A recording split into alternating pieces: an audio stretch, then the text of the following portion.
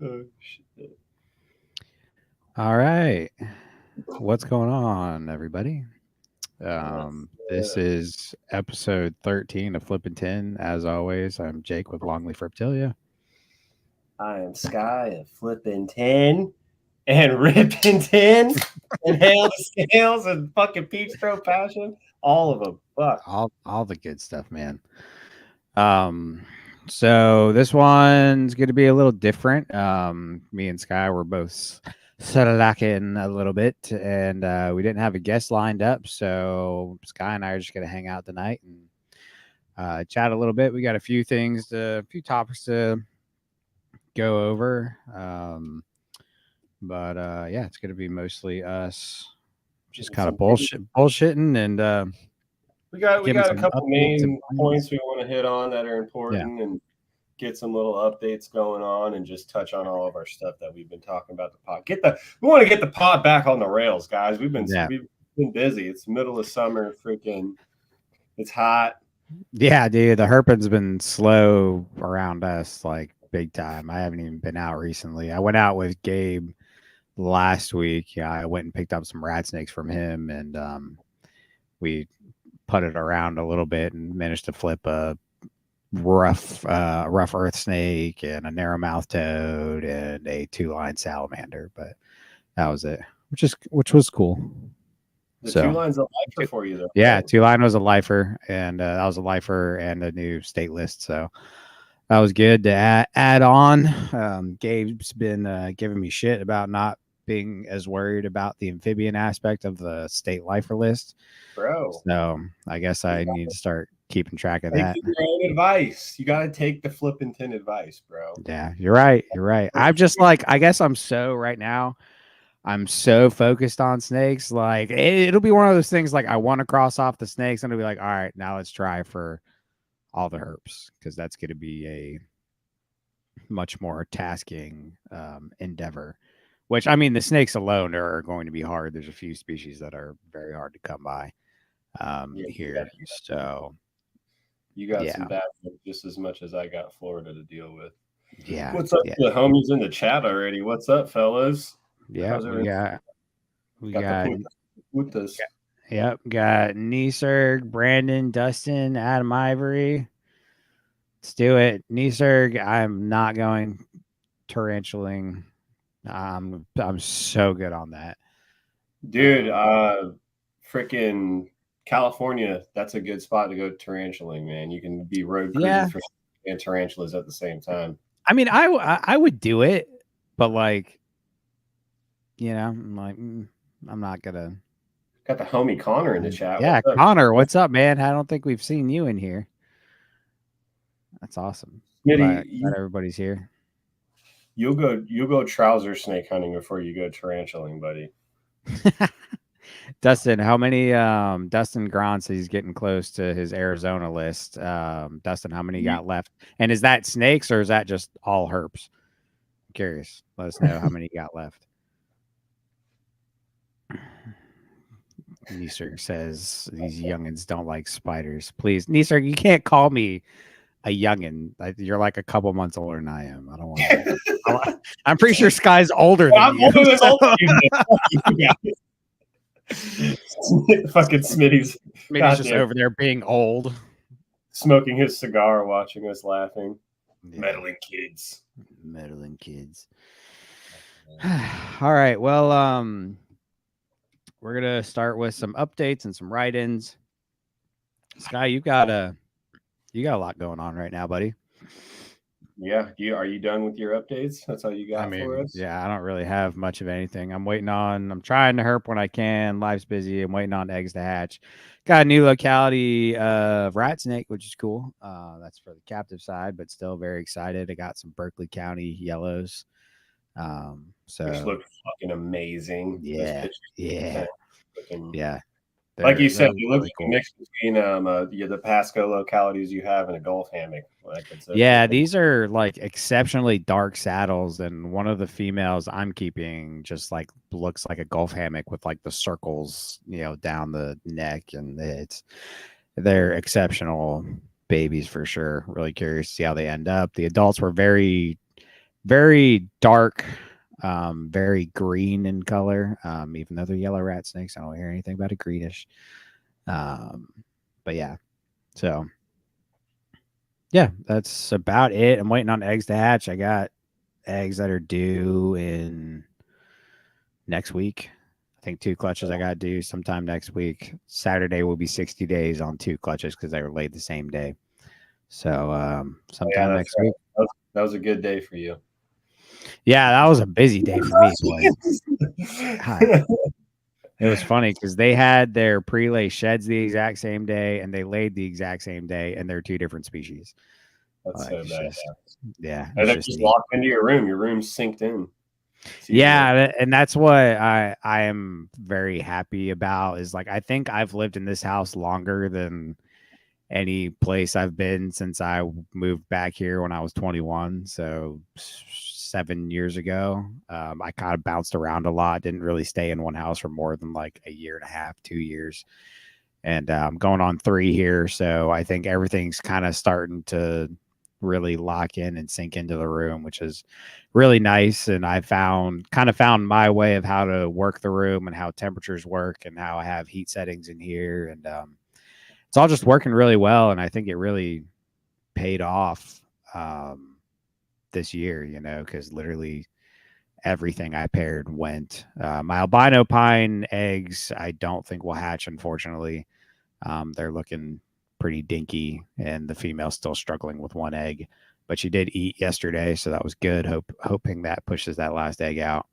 But I think she had such a big clutch, especially for a first time mom. So the average clutch for a pine snake is like 3 to 5 or 6. Yeah, that's about average for these really big eggs, big babies, big snakes. And she had 8. And they And look fucking massive, dude. yeah, they're gigantic eggs. So she got egg bound. She dropped 4, then she held on to 4 for a while. I kind of tried to squeeze some out, and she dropped 2 more, and then she dropped another a few days later, and now she's still holding on to 1. I'm really hoping by the grace of God, at least a couple of the eggs I got, the original 4 hatch. They don't look great, but they don't look terrible. So I'm hoping by some I'm chance. no I'm no Pituophis expert, but I swear everyone's Pituophis eggs always look shitty. Oh, dude, my fork line eggs looked horrible. They were Yeah. disgusting. And like I got some of them went bad. I think I got 14 eggs from her. 4 went bad, and I've got 10 left they look fine. They don't look fine as far as eggs go, but they're gonna, as far as I can tell, they're gonna hatch because at nearly 60 days, they're not moldy, or anything. So we Yeah, Grant says yeah, he's halfway on the herp list and he's got to check for the snakes. But dude, being halfway is fucking yeah, that's huge, man. that's huge. Yeah, You're basically now you're at the last mile of the climb, bro. Fucking lock in, yeah. brother.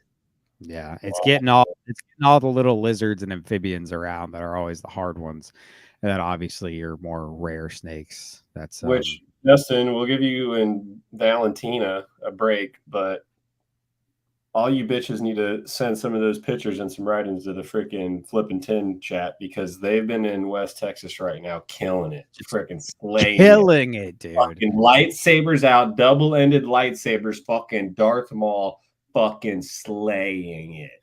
That might be a fun episode. Get Dustin and Yeah, we need to get both of them on for a West Brandon on here. Yeah, recap. yeah, that'd be cool. Get them both on for West Texas recap. So I We know could y'all do, are in the chat. do a 4 or 6-way recap with the other 2 members that are out there as well. Yeah, that'd be cool. So we'll get up with you guys, see what's up. But yeah, no, I mean that's about it for me. Unfortunately, I haven't been in the field a whole lot. So we're just kind of chilling, maintaining things. But Sky, I know you got a lot going on in the collection, and you recently did some herping out in South Florida again. Yes, freaking since you're talking of eggs, I was expecting my bear and I to hatch next week, and I woke up yesterday morning and I think I sent you the video, but that video I took was literally 30 seconds after Chaz, our buddy, was texting me in the morning, and he's like, my Vietnamese Blue Beauty eggs are on day, I can't even remember what he said in the text. And he was like, I should be expecting them to hatch next week. And I was like, yeah, dude, I should be expecting my bear and I to hatch next week. And as I said that, I was like, let me just go walk in the room and check on them. I walk in the room, one's out, 3 more pipping. I'm shitting my pants. So freaking obviously run and grab my phone, which is blasting music in the kitchen. And I send the boys a video of me freaking running through my house. But oh my God, stoke is real.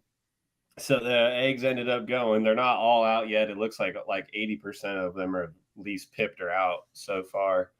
The pairing was blue male to a patternless green female, and there's noticeably blues, greens, and what looks like in-betweeners already out of the egg. There's one patternless that I can see, and I don't know if it's green or blue yet. It was the peak that I got at. It was kind of hard to tell in the lighting, but freaking couldn't be more stoked, man. If you followed the Hail the Scales page at all, or even if you just know me, or if you've listened to me on podcasts, you know that freaking Bear and I are like, they are my favorite snake species. There's not like or if or an and or what. They're like they're a freaking monitor and a snake. They're cool as shit. I'm like looking over at my one female chilling right now, buzzing around. They're cool as shit. Like I love them, and to be able to say I hatched out a clutch now, and they're freaking awesome looking babies. Like super stoked. Like I sent the video to Jake, and he was like, as he was writing a response back, I texted him a thing. I was like, I wasn't even this hype when my fucking Papuans happened or hatched, and he literally sent the text as I was texting. He was like, I don't remember you being this hype when you fucking Papuans, and I was like, yeah, bro, this is fucking stoked fucking to the limit right now. So on that though, was it, maybe both. Obviously, barons are your favorite snakes. Like that's, that had something to do with it. But I know with the Papuans, that was your first clutch, and the female was egg bound. Do you think the stress of that had anything to do with? Because like you didn't seem excited at all for the eggs, and I was wondering if it wasn't more like out of stress because the female was well, bound up. my Baron female got egg bound as well. So Oh, that's right. I dealt with egg binding both times, and I sent you a video. It was 48 days. 48 fucking Yeah, days. when that last one came out. After this snake laid its clutch, it fucking, I helped it palpate out the last like inch of a fucking another super small slug egg it looked like an egg, but it was a super tiny egg. But she was egg bound with 2 eggs that were probably a couple inches above her cloaca. And though I helped her, or I soaked her and helped her massage those out, which came out no fucking problem, which she had a massive clutch. Between slugs and eggs, it was like 24 eggs combined. So, and she was a first time female. So that's a massive clutch. And I'm sure she was just exhausted. And the last 2, they came out. I could tell she was just tired after she soaked. So, I thought after I got those out that I felt something like way high up in her, but it felt really small. And I was like, oh, there's no way that's an egg. And I had fed her like 2 times before that, trying to see if a poop would get those last eggs out. So I just thought, oh, maybe it's just a turd in her. Fed her, she pooped. Nothing was going on for that whole 48 days after. She was acting totally fine, went through a whole shed cycle, or did her like, after lay shed cycle. And then after she came out of shed, I was like, what the hell is that? She had a lump 2 or 3 inches away from her cloaca. And I was like, what the fuck? Soaked her, palpated her, fucking egg came out. And I mean, it never affected her health, but it just goes to show you that these fucking snakes are resilient and can go through some serious shit. But clearly it didn't hurt her. So there we go. Little blue bear in our baby. Look at that little guy, man. It blows my mind how small the eggs are, but how long the babies are. Bro, and those babies are huge. Yeah. So my incubator broke. Look at the size of those freaking things, dude. They're fucking massive. Like a couple of them look fucking huge. The incubator broke, so I ran them in my room temperature, or in my room where I run both my room, it's ambient. So they had a fluctuation between, I think it was like 83 degrees to like 78 degrees. But there was like 3 nights throughout the incubation that I clicked off my space heater during my AC was on like super cold for the night, and they hit like 74 degrees. So they got like some serious fluctuation throughout the whole incubation. So I don't know if that helps at all with them being more robust, but you can see right there the difference in the blue and the green babies right there. I love that picture, dude. That's such a perfect shot to like see I the know, difference. dude. And that's like through the tub, and then you see the other nose in the background. Yeah. It's Fucking like you can see like on this one, just like the blue chin and the white. white lips, you know, and Yeah. then this guy's just straight up, you know, yellow chin, Like yellow lips, yellow nose, like when I saw that, I was like, I have to damn. get this picture because it was exactly what I texted you It's earlier. perfect. Yeah, I mean that's freaking perfect, dude. I was like, yeah, the blue ones have a blue chin and they're more white, and the green ones are green chin, more yellow. Fucking there you go. Yeah, that's perfect. Oh. So Well, I stoked. guess now moving into that, which Oh yeah, so congratulations by the way, Sky. yeah, thank you. But yeah, I did nothing. All I did was facilitate these eggs and the mom. The snakes did all the That's work. right. I don't want to act like I did something special. The snakes No. did all the work. The Hey, mom, you did everything right though, you yeah, know, like there's yeah, something to be said for that. And, you know, doing right by the animals. You obviously had them like you had them in proper conditions, you fed them right, you did everything right. You know, you went through the whole cycle, you know. yeah. So Definitely a learning that's experience. a big Like it thing. was Oh yeah, a long learning experience for sure. Which I for will. sure. I'm now I'm hooked. You know, that was like Oh my yeah. heroin hit. So Yeah. yeah, I Well, appreciate all. enough of this Yeah. captive keeping bullshit. Oh shit. Let's get into some field stuff. So you were in South Florida recently, if people can't tell by the picture on the screen.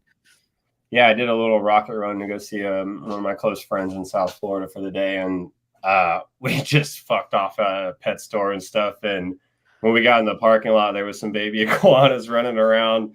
Well, she had one that they had already caught, and then I freaking saw one running around, so I went and grabbed it really quick because obviously, I mean, you see an iguana in South Florida, you got to catch it, right? I mean, you can try. I don't know how you caught these things, dude. I'll be honest, dude. I surprised myself. Like that thing saw me coming by the time I was like leaving my car, and it was pretty far in front of my car, and I just kind of like half-ass dove for it in the bush, and miraculously got it. But you I mean, already look know, at the difference between those two, dude. Like this one's right? like this bright Well, one neon was a green. male and one was a This female. one's like camouflage, dude. Like Yeah, with the brown and the dark greens and I'm pretty sure one was male like and one was female. So that's nuts, man. yeah, they were They're cool so as freaking cool. yeah. I don't understand why they're banned. It makes no sense. There's They're more of them now than there. they're already there. There's no getting rid of them, buds. No, Oh my god! no. But yeah, So cool. they just got those. There's a little water area. There was a bunch of brown basilisks running around, but That's that a guy was like big right, dude. dude. He was like right at head height, and that thing's like 3 foot long. Like that was a fucking Holy beast. Basilisk, smokes. just a smoker. And he chilled there the whole time. He was just like, "All right, you're not getting really close to me. All right, I'm just chilling right here." Dude, And there was like all we saw when I was down there was like little ones. This is freaking insane. that thing was like, yeah, that thing trumped any of the ones me and you saw. That That's a thing was huge. that's a big boy. And the male, that's a male, right? Like with the Yeah, big yeah, crest yeah. and stuff like That's that. a male. Yep, male brown basilisk right there. And there was a bunch of the fucking African curly tails and agamas. I just couldn't get my hands on any of those. Those things are just retarded quick. Yeah, Like, they're super fast. but then Very good. yeah, then I was like, going to the Glades. Obviously, if I'm South Florida, there's no reason not to go do a loop through the Glades. I basically, from where I live in Florida, hit the turnpike, came down the east coast of Florida, then went into the Everglades, went all the way across the Everglades, across the bottom of South Florida, and then went back up the Gulf of Florida, and then got back to my house. So I did a whole horseshoe at the You bottom did a of whole loop around Florida, basically. yeah, basically. Your boy likes to get rowdy and do rocket runs. But That's crazy. got down there right at like sunset, enjoyed. I honestly just went to a couple of my favorite little spots out there and like stopped for 10 to 15 minutes at each spot and just like enjoyed the sunset at like a bunch of different angles and was like just taking in the scene, kind of fucking enjoying my life for a second, trying to And y'all keep in mind, Sky's about what 4 hours from South Florida. yeah, it's a It's drive. not a quick drive. I mean, 4 hours for a herper isn't that bad in retrospect, but to do this all in a day is because you left in the morning and we're back that evening, were you not? I left at I think I left at like 8:15 and I got back to my house at 12:30. Jesus Christ. But It's a long like day, dude. I'll preface like what I'm about to like tell you about this day and story is going to lead into what me and Jake kind of talk about later in the show. But like while I was down there in the Everglades, like I said, I kind of went to like a couple of my spots that I know that I could hit pretty quick while making good timing and do a couple passes, and I just kind of stopped, took in the Everglades for what it is, you know, like no music on, just kind of like listening to the wildlife, taking in the sunset, breathing in the air, feeling the humidity, feeling the fucking mozzies and the yellow flies like an asshole, tearing me up. But just getting out there and enjoying it and, you know, really soaking it in. And then by the time sun sets and magic hour starts, I come up, you know, first snake right as I get on one of my prime roads is this probably one of the most white tipped out corn snakes I've ever found. And, you know, like in the wild, like this thing was so blushed out and tipped out throughout all of the saddles and just the side pattern. It was freaking insane.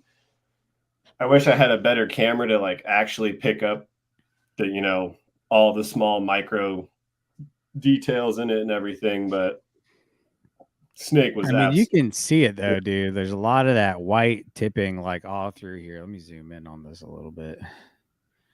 Like, look at all the white it was so on the white. And like animal, you can like kind of all see like through in here. the saddles how like they're blushed out in the middle of the strawberry Yeah, and yeah, for sure. it was absolutely unreal, dude. Like I pulled like when I pulled up on it, it looked it's crazy how that red snake, like when you're 15 feet away from it, it like actually blended in like color wise to the road. It was like really Yeah, fucking like it was actually really weird. And then you get up on, you're like, no, it's bright red snake, but yeah. definitely just an exceptional corn snake. You're never gonna find a bad corn snake in South Florida. So that was an exceptional find. And And then what all? You didn't send me pictures of anything else. What all did you I find? I so I didn't really get good pics of anything else because the right after that I got back in the car and not 2 3 minutes later I came up on a freaking dude. You would I wish you would have been there to see this brown water snake. The freaking base color had like amberish red like color Oh hewish wow. to it. You know what I'm Yeah, saying? Like not the saddles or the pattern, but the base. And it yeah, was more of like a real lighter color. And then obviously just had like some cool, not actual, just you know how like the browns that we caught by my house, they were like really symmetrical squares, almost like yeah. on the backs. Dude, this thing was like really like almost blown out. I can say, let me see it. I think I saved one video of it. It was just really kind of shitty. Cause like as soon as I grabbed it, a car went by, so I kind of like had to be quick with my grab, and then it started musking and flipping on me. So I just have the video of me walking up on it. You want me to send it to you? Yeah, you're good. Um, Niserg asked if we've come across any chameleons down there. So with the chameleons, Niserg, you have to go to very, very specific spots, and most of them are not necessarily legal to go to. So like So South a Florida lot of is them are like on private property. yeah, it's South Florida is either private property or private farmland or tree farms or stuff like that. And a lot of the times people will go and release them like literally in a small open bushland that's down a road, or they'll go release them in a fruit farm or a tree farm, and you either got to sneak onto somebody's property or you're right in front of somebody's house on a private road where there just so happens to be an open lot, and you're out there flashing around with flashlights. So what do those people do? They think you're out there doing something weird, and they come out there with guns. Or you're on their fruit farm or their tree farm, so they come out there to protect their land. So it's usually a hairy situation, but yeah, if you go out there with some catch poles and some fruit, like they have these fruit sticks that have like a little basket on the end, you can use. People go out there and they use those to grab them out of the trees and stuff. But it's more of a Magnum PI mission when you're going out there for chameleons. I won't go too deep into detail, but yeah, you can get chased off of people's property if you're in the wrong spot. And yeah, we definitely don't want to condone any type of trespassing on this show. So let's not do that. And here's a video Sky sent me. It's either a big bandit or. I was like really stoked when I rolled up on this thing just because it was fucking awesome. So deal with the hype. No way. No way. Wait till you see how light this thing is, bro. Holy smoke. What in the world? Look how blown out the pattern is, too. Very small saddles, too. Yeah. How big was it? Probably 3 foot. But like you can't really tell, but dude, that thing had like a red hue to its whole body. This one you can see it better. And dude, what? That thing looks like a corn. Oh, is that the? That is the corn snake. That is the corn snake. I thought because they look similar, like with the saddles. Dude, the saddles look similar, right? Like what the heck? For a second, I was like, hold up, that looks like a different snake. Yeah. Oh my Look gosh. at that shit, man. You got me. You got me sounding like a freaking idiot down here. I'm gonna send you some videos of the brown. And I'm like, what? Well, that video was right next to it. I figured I'd send it to you. Yeah, you didn't tell me that. Now I just sound like a jackass on here. Thanks a lot, Sky. Hey, settle down. Settle down. It's okay. Settle down. It's okay. That thing's freaking insane, though. Dude. Look how light the freaking base color is, though. Like, yeah, it's the saddles are tripping me out even more. Like towards towards the tail. Yeah, dude, they were all like kind of like broken, blown out, and they weren't like perfect squares like the ones by my house. Yeah, that's crazy, dude. Good stuff. Definitely a nice looking brown water. And did you get anything else? Then 2 blue striped ribbons, and then I don't know if you saw that video. I road cruised a crawfish as well. Oh yeah, I did. Fucking road caught him to death. Big ass alligator, probably like 11 foot, right off on the little grass next to the canals, and then it was like 2 or 3 more bandits on the blacktop as I was making my way out, and then I saw a couple DORs that I didn't even really stop for because I just seen that they were past smush. So I can only imagine that they were probably something aquatic because all I was seeing on the blacktop was the bandits. So I would guess they were a bandit or a fucking water moccasin at that point. But for a little rocket run down to the glades, it was just nice to get out there and enjoy the sunset and enjoy the glades and get a couple herps. I really wanted to get down there because it's baby season right now, but I knew my drive time, like we were saying, was 4 hours. So I kind of just stayed down there for magic hour and a little bit after that, and then headed my ass back to the house. Good stuff, dude. Yeah. Awesome. Well, it sounds like you had a much more eventful herping trip than I did. I didn't really do any other than seeing Gabe. I went and saw Gabe and we road cruised, didn't find anything. Then the week after I saw him again and we flipped some stuff around his area. And he said, found the little earth snake, narrow-mouthed toad, and the 2-line salamander. So that's all I did. I haven't been out like I should. I've also been, so road cruising hasn't been great for me because I've been sharing my truck with my roommate, and just so happens the day he takes it is the night I should be out. So his car's still in the shop. Oh no, his car's totaled. Ah, Yeah, no, yeah, it's done. So yeah, patiently waiting for that to have my truck back full time. So damn. yeah.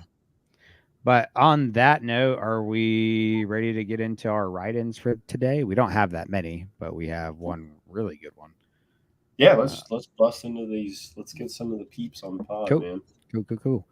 So for the first one, I'm happy about because he is a new writer in for the podcast, so that's awesome. We have a gentleman by the name of Jacob Bushman. Nice name. And first time writing into the podcast, he actually messaged my personal page first, asking about where to write in. I said, go straight to the Flippin Tin page, which that's going to lead into. If y'all write in, please write into the actual page. Don't message me or Sky personally, because from now on, where if you do that, we're just going to ask you to message the page because it's a lot easier to keep track of everything that way. So please just message the page unless you don't have Instagram. If by chance you don't, because we did have one of those. If you don't, then you can message me or Sky and we'll get together. But please message the Flippin' Tin page directly so everything's kind of, it's right there for us both to see. It's a lot easier for me to look back at everything and save all the pictures and all that. So please do that. But on to the write-ins. This one's from Jacob Bushman. He is bushman.jacob on Instagram. He said, hello from Minnesota, another Midwestern Jake. I know. Best kind. So he said, I made it out to northeastern Tennessee for the 4th of July weekend and saw my first eastern box turtle. Yeah, Smoke show. Awesome. Yeah, I love box turtles, dude. Like, I will never get tired of a good old boxy. That's a good And nail. those bright red and orange to yellow. yeah, and those blood red eyes, dude, get me every time. Yeah, I love it, dude. Look at that shell. Look It at almost dude. It almost looks like a bird's foot like walked on top of it with the pattern. Right? Yeah. Like, that's freaking cool, man. I see that. That's awesome. So this was a quick one. Thank you, Jacob, for writing in. Keep at it. Get outside. Go find some more herps. Let us know what you got. Flippin' Tin, baby. And then did we have a write-in from Rob? Or not really? He just sent me a list of what he got. I don't so whew, I mean, come on, dude. My screen's on fire. Jesus. Yeah. For anybody not watching the live or on YouTube, this is a very red pygmy, almost pink in color at this point of its life. It is a neonate or some type of juvenile. But oh my gosh. Yeah. That thing's freaking insane. Yeah. Rob went out and killed it. Him and his. If you guys haven't watched episode 12 with Rob's Keeping It Real, you need to go back and watch that. It's a great episode about how you can get connected to your herp society and the benefits of doing that. And then some awesome stories from Rob. But he got 8 red pygmies this day that he went out herping with his buddy. So they got 8 red pygmies. Smitty's about to be pissed. Carolina I can't remember. Yeah, because they're in the Carolinas. They got a Carolina timber, and then let's back it up. Well, if he's in North Carolina, I guess we could call that a timber. Hold on, let me make sure I'm telling you right. I can't remember if you wrote. No, I think in North Carolina we would call them timbers, depending on where he's at, because cane breaks are considered more coastal, and those are your Floridas and South Carolinas. So I don't know where the line is officially drawn. Cane. He said cane. Sorry. Well, I prefer cane. I didn't mean to put words in your mouth, Rob. So he got 8 pigs, fire ass cane, and he said they got a gravid water snake as well. But man, the pictures he sent of these red pygmies are just, you can see how these are undetected. Like, that thing looks like red pine needles, dude. Yeah, I know. That's the thing, dude. It's like they live in these pine forests and just lay in those pine needles, and it's insane, man. It doesn't even look like a rattlesnake. Like, if you go back to that, like the picture before, like, it almost doesn't look like a rattlesnake. It looks more like that brown you found. Dude, for real, that Honestly. or like a fucking adder or something from Yeah. Europe, bro. Like that Yeah. thing looks crazy. And it's crazy the variance you get from so Rob's about 4 or 5 hours from where I'm at. The pygmies by me look completely different. Because you get more Like, grays or what? yeah, I think we get, depending on like where you're at, we'll get some reds, but a lot of ours look more like duskies. But it's like I think it's not. I wouldn't say it's an intergrade, but it's like it's a pygmy that looks kind of in between a dusky and a Carolina red. And you get some variation. So I've seen some that are more red. I've seen some that are more gray in color, but they get huge. So I don't know. So it's kind of this weird spot. But obviously in North Carolina, you're gonna get. I mean, That thing's insane. that thing, that's like probably the nicest pygmy I've ever seen. That looks like a That's fucking strawberry milkshake. that's insane, man. Like the base color. Yeah, it's a pink, dude. Yeah. And it definitely will darken up with the red as it ages. This is a pretty young one, as far as I can tell. So as it gets older, What sex is it? based on that, it looks like a female. Definitely I female. was gonna go male. Calling you out, Smitty. But yeah, definitely a female. No, I'm kidding for anybody listening. But yeah, these are all great looking snakes. So big congrats to Rob. Rob's absolutely killing it in the field. Yeah, good on you, Rob. Stuff, brother. So we're gonna move on to our biggest write-in, and I'm just gonna kind of click through while I read some of these.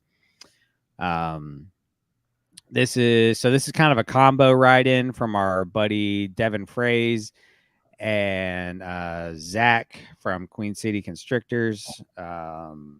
They went out herping recently. Devin went out by himself, found a bunch of turtles, and then him and Zach went out the next day, I think. Yeah, the day after, and found a bunch of other stuff. So I'm just gonna kind of click while I read. So this is from Devin, speaking for him and Zach. He said, we've had a heat wave recently, so it's been harder than usual finding snakes, but I've been killing it with turtles. The first batch of pics are all from kayaking around the river behind my apartment in New Hampshire. They're all Eastern painted, Eastern musk, and common snapping turtles. I actually found one of the musks basking on top of a snapping turtle, which we will get to. The day after, he said, found a musk turtle basking on top of the snapping turtle. Day after that, I went to a spot I've been to before, but this time I brought a kayak and it paid off. I got my lifer Blandings turtles and couldn't have been happier with them. The first one was basking on a log, and the second was foraging with its show poking out of the duckweed 50 feet away. The only turtle native to Maine and New Hampshire I haven't found yet this year are wood turtles, which that's an awesome accomplishment, dude. Like that's so cool. All in a year. Devin's destroying it right now, dude. Fucking painted turtles out the a-hole, man. Look at that thing. Dude. Look at all these things, and they're gorgeous.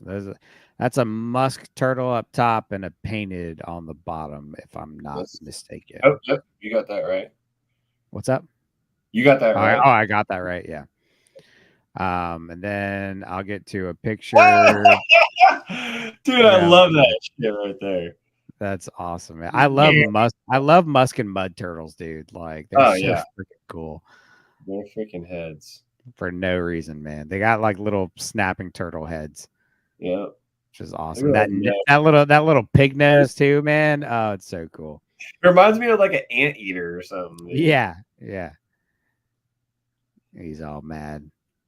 And then oh man, look at the difference in these. Dude. That's crazy. Wow. That's really cool. It almost makes you wonder, is that like oh look, there's 3 different ones. Look at that. I'm pretty sure he found all these in the same pond.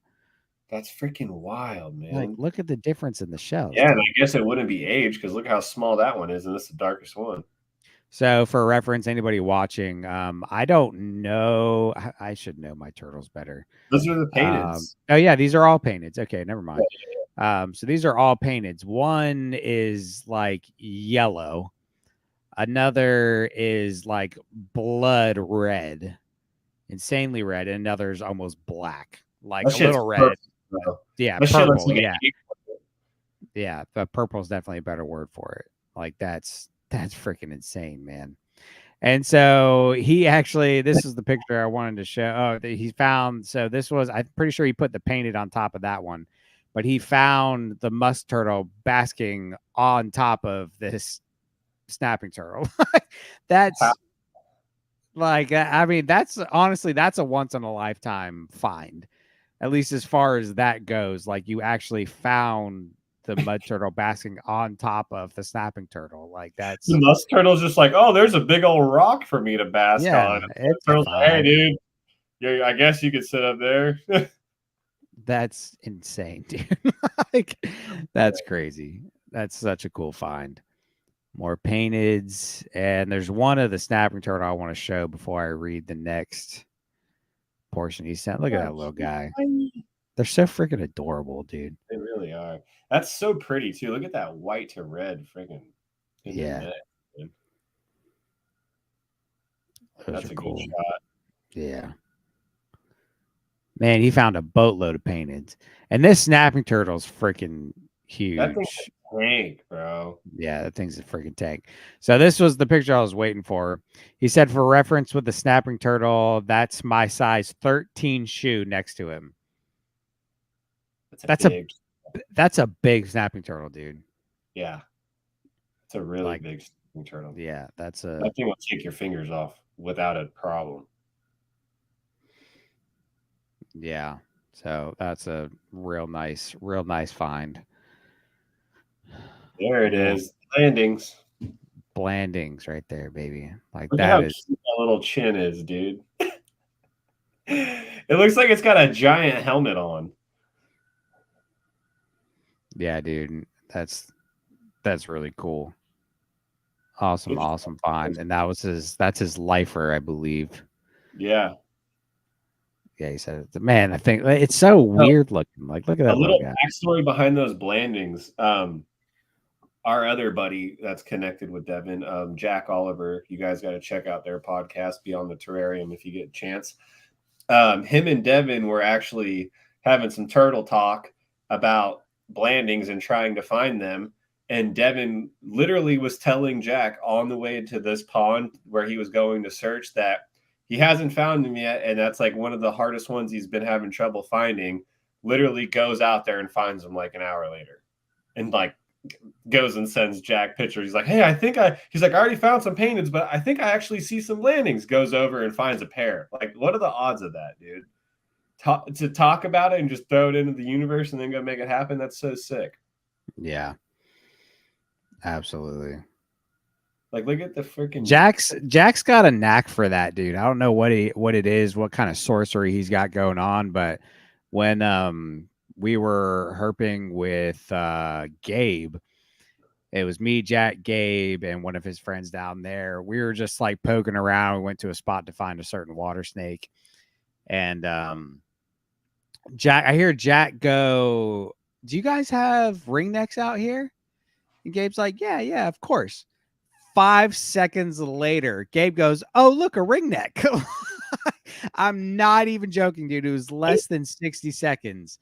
Gabe went and flipped some, I think it was like, why can't like a roofing material? Like, I can't, for some reason, I can't. Vinyl or something? Not vinyl, but like the black roofing material that goes on a ton of roofs. Yeah, like a tar paper stuff. Yeah. He was flipping a bunch of that, and it was 60 seconds. He was flipping that while Jack asked that. He's like, "Do you have any ringnecks?" Gabe's like, yeah, for sure. And he flips that piece. Matter of seconds later, he's like, "Oh, look, a ringneck." And I'm like, Jack, I don't know what type of god you are, but he's a god among men, is what he is. All right. You need to, anytime we go herping, I just need you to ask for like the rarest species we could think of, and just wish it into existence. Look at how Man, cute these are cool turtles, man. they look. So crazy, dude. Like it almost looks like half dinosaur. Like Yeah, these are very prehistoric looking. yeah, and Very like the really tall shell. Like Yeah, really, really tall shell.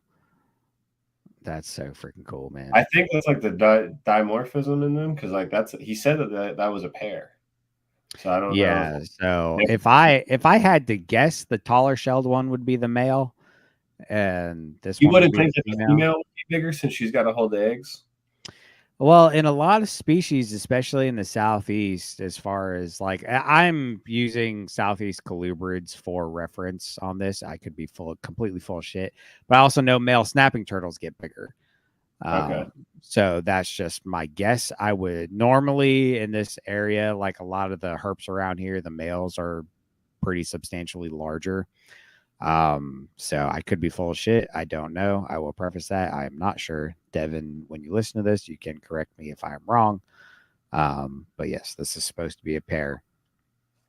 Very, very cool. Good on you, dude. And there's the That bottom of that. I love that, man. That looks really cool too. It's beautiful. I can only imagine the stoke. Well, now we're getting into the second half of it, which I put this picture first for this portion of it because, like, come on, man, these That's are the just- pictures we want. Yeah. Like, we're gonna live for Get these on the pictures. man. page, send some shit like this because they sent that and I was like, "Yo, good to go." Zach's Yeah. like, "Please." I was like, "Deal. Post being made now." Sorry, I was going to put it up anyway. Yeah, whether you wanted me to or not. So Beautiful. we love stuff. pictures like this. Thank you so much, Zach and or Devin, whoever took this picture, for taking it. Friggin' incredible. Beautiful. So he said the day after the blandings, I went up and spent an afternoon herping with Zach from Queen City Constrictors in Maine. We managed to find 7 northern water snakes, a couple painted turtles, and a maritime garter. It was great herping with him, and I need to drag him away from his responsibilities to herp more often. Look at that freaking diesel northern water snake, dude. Beautiful water snakes too. These are Nerodia cipodon or some. I don't really know how to pronounce it. Yeah. So or yeah, something like that. Cipodon. Look at the Very white cool. on that smaller one, man. That shit. Yeah, very, very light colored. Very, very good. And then this is the maritime garter. That's look at the eyes on that thing, dude. So red. It almost looks purple on the top side, like purple and then brown and gold and little bits of white. A lot of colors going on. So cool looking. That's one thing I wish we had here was more. Our garters are very pretty. We have checkered garter snakes, but like we don't have a lot of variation, you know, like some of these, and they're not hard to find usually. So like finding stuff like this is got to be so freaking cool, man. And there's a picture of old Zach taking a swim. Cute little boy in the pool. And there's Zach again with a gigantic water snake. This almost looks gravid. Dude, that thing's massive, bro. That's a big freaking water snake. And it looks like he's got a painted turtle with him. He's got a painted turtle, 2 water snakes, and his Flippin Tin hat. Flippin Tin hat, baby. And he's actually wearing a Hell the Scale shirt. What a stud, dude. What a freaking stud. Rocking the Ray-Bans. Get after it. What a freaking stud. Another northern. Freaking tank, bro. Yeah. These are northern water snakes, though, dude. Like, yeah. That's a big water snake, dude. I love northerns, man. That's pushing 4 foot. Yeah, for sure. Like coming up on it. Zach, I will say this. I love you, buddy. You're in flip-flops. We got to change that. You're nuts. I don't think they got to worry about shit up there like we do, though. I guess that's true. I don't know what they have for venomous. I'm pretty sure. Do they have copperheads out there? I don't know. I would think they have cane breaks at least. I don't know. I'm not sure. I'm not familiar with the snake variety. Dude, he's got his Hell the Scale shirt on. He's got to let his inner Florida man shine. That's a good point. And I'm sure if they were doing any kayaking or a lot of water herping, then the flip flops makes a little bit more sense. But y'all be careful wearing flip flops when you're herping. That's so pretty, man. Look at that little dude. That's cool. That's a good pick. Little neonate. That's Man, look at the bands on that thing. That's cool. Yeah. Can you zoom in on that a little bit? Yeah, for sure. Look That's at that little guy. That's a sexy snake. Right. They got a lot of variation out there in that pond, man. That's freaking awesome. So I'm actually on Devin's chat right now, and he messaged me. He said, no venomous at all in Maine, and New Hampshire has probably less than 100 timbers on one mountain. So I guess if you're going to wear flip-flops herping anywhere, Maine would be the place. Thank you, Devin, for the correction. I guess he's watching and didn't put it in the chat. Devin, you can comment in the chat, buddy. Come on. Very cool. Very, very good. And then there's that Flippin Tin hat again. Let's get after it. I will say I love Zach for being the only other person that got an orange hat like I have. So shout out to Zach for having great taste. Very good. Another picture of our boy with the big waters. Very good. Look at the red. Golly. Look at the belly on that thing, dude. That's awesome. That's so pretty. I love northern water snakes. Northerns and Midlands, man. They're so pretty. Yeah, because those Midlands we were getting on the one trip. Oh my God, look at the belly on that fucking snake, bro. That thing's got to be gravid, right? I mean, that one, I don't know. That's just a swollen. Beefy. They're that big. Like they're just big freaking snakes. That one could be gravid. The other one really looked like it, but right about now is when they should be popping if they haven't already. So I would think this would be much more obviously gravid if it still was. But I guess in Maine it would be a little different because it's colder longer, so they might be having their babies a little later in the season. So it's hard to tell. What that picture right there, dude? Zoom in on those belly scales, that yellow and black pixelation and shit. You know that reminds me of like that, just that coloration right there. A Colombian boa constrictor. Like a lot of that, because you see what I mean though? A lot of that coloration with the yellow and just the way it's laid out. Dude, that looks so awesome. Yeah, that thing's freaking wicked. I want to go out there and catch some of these, dude. Oh yeah. That's awesome. That is a wicked water snake right there. Yeah, that's sick. Good job, boys. Little leopard frog, I'm guessing. Little leopard, mate. A little leopard frog. Aye. Leopard. That's big a tank. Northern. They killed it on the Northerns, man. Look at the jaws on that thing, bro. Yeah, that thing will lay into you, dude. That's a fish ripper right there, bro. That thing's been engorging on fish and frogs and oh my else, God. Yeah, getting bit by that would not be pleasant. You can see Devin here. You can see all the blood on his hands from these things, dude.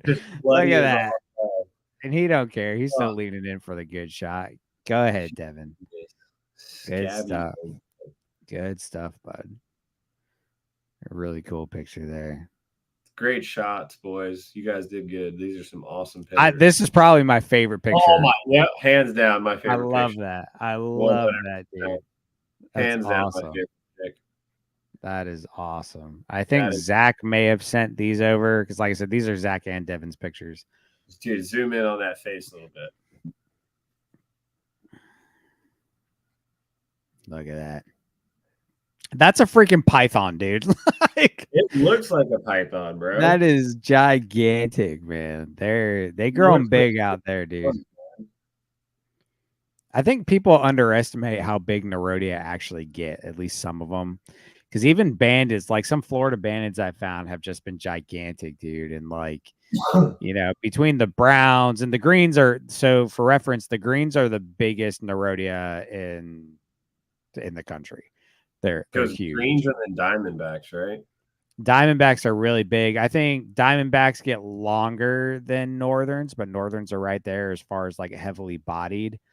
Because dude, I mean, look at his wrist compared to this snake. No, dude, that's Like that thing is gigantic. Like, come on, man. Like and then it, like they're the king of the ponds. Like browns get holy massive smokes. too, though. Like Browns get really big. I think browns and diamondbacks, as far as length, get longer than northerns, but northerns are a little shorter, but just as heavily bodied.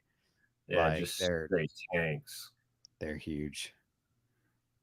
And Zach's just getting after it, man, with the gear right now, dude. He's For real. It brings straight, good luck, straight dude. pimping. I'm telling you, man, he brought the Flippin Tin hat, and look what happened. Straight good luck.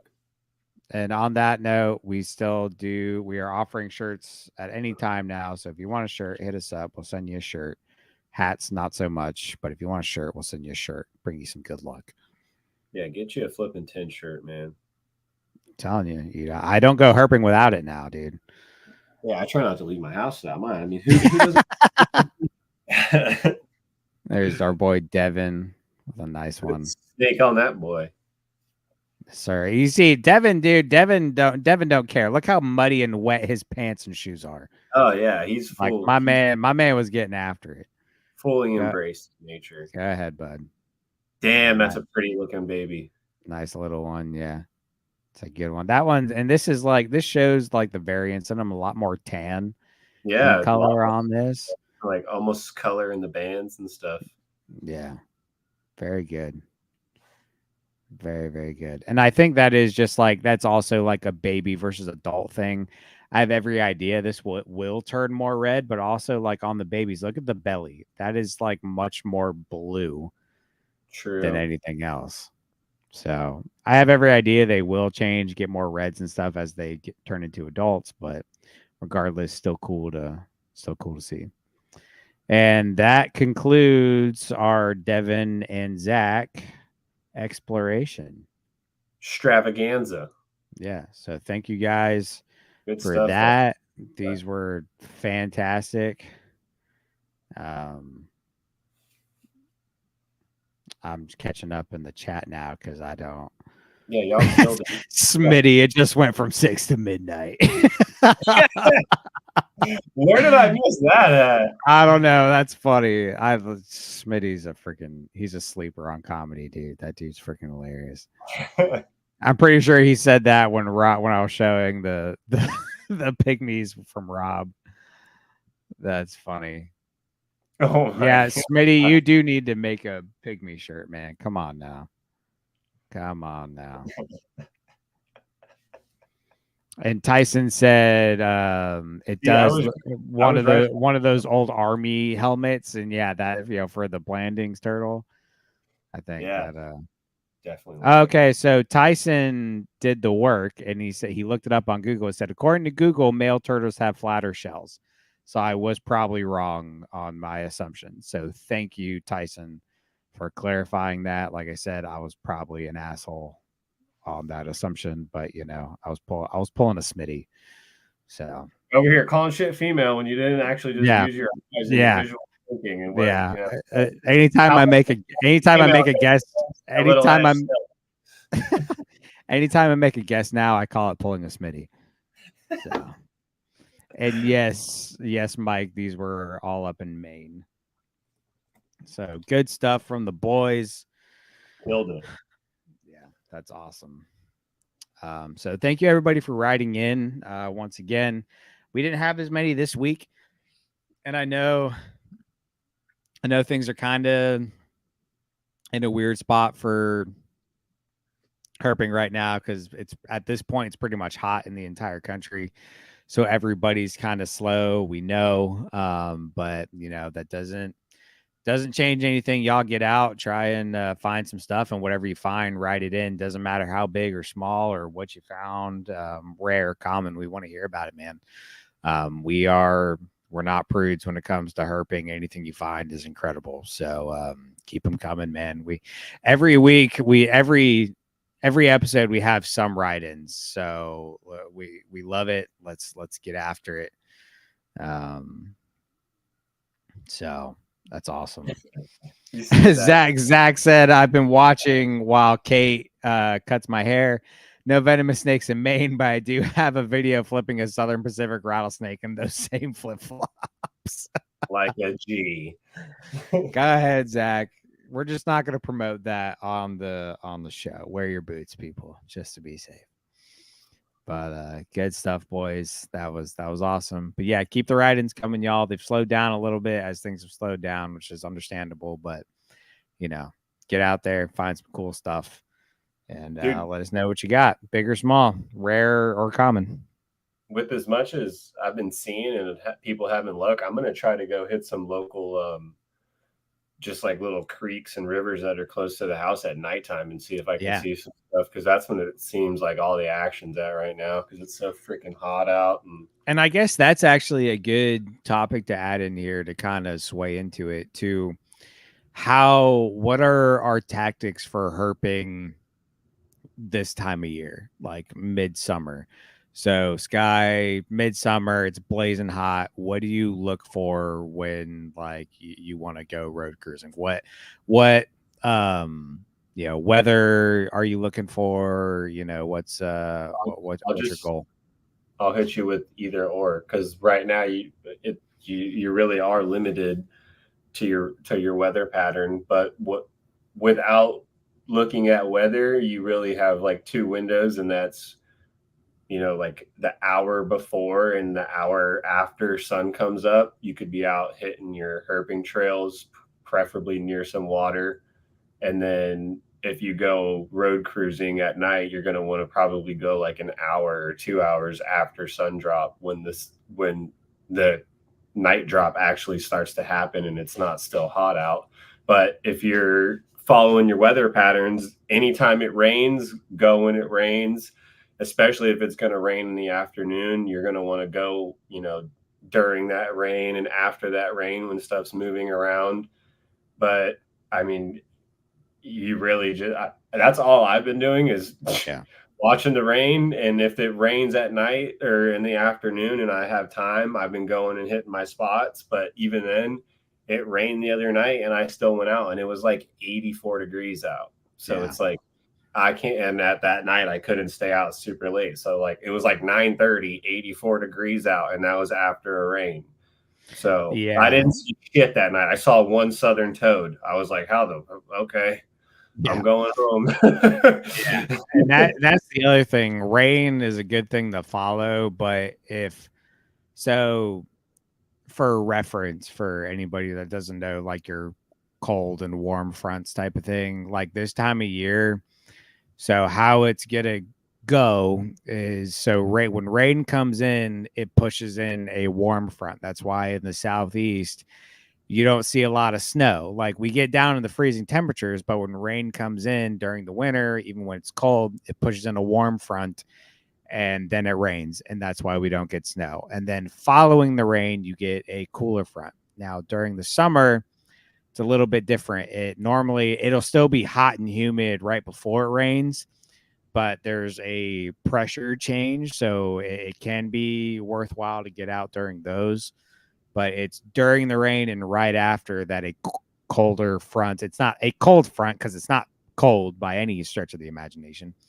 But so for me right now, like I really try, if it rains midday and then the sun comes out, I don't really bother going. If it rains late in the evening or it's going to be raining while I'm out, I try and go. Like I try and do that. And then also this time of year, I road cruise way later, like than I normally do. I normally springtime, I hit the golden hour, but for me, it's more like 2 hours. So I go an hour before, hour after.